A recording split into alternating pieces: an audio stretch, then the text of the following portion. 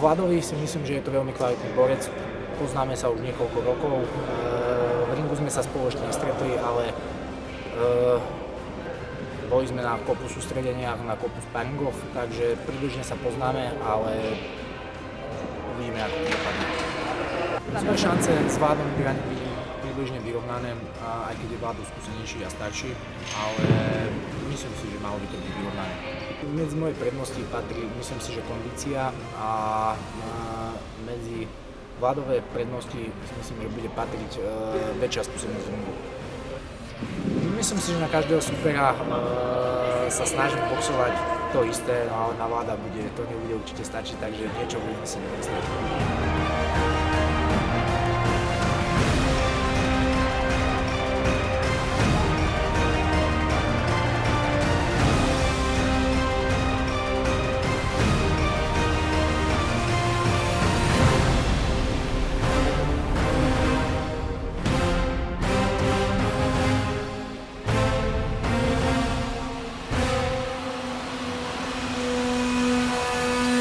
Vlado, teším sa na teba.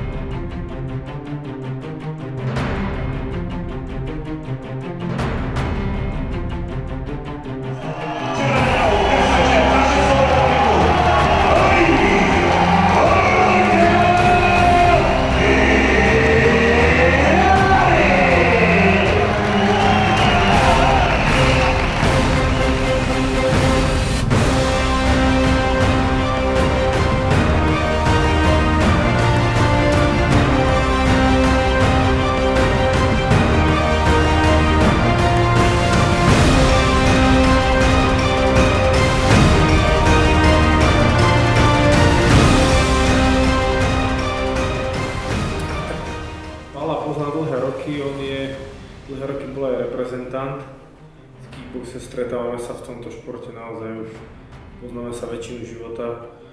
Čo môžem k tomu povedať? No, je to dobrý super, hodný super. Som rád, že mám taký super v živote, určite. Čím lepší super, tak tým lepšia škola pre mňa, tým väčšie meno.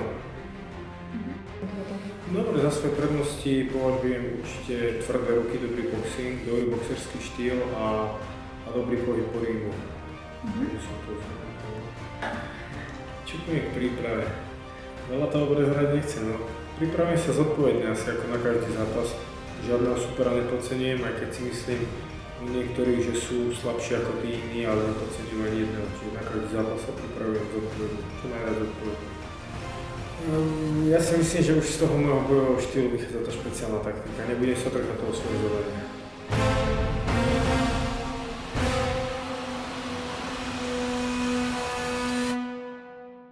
Победу одержал из Словакии Владимир Идранин.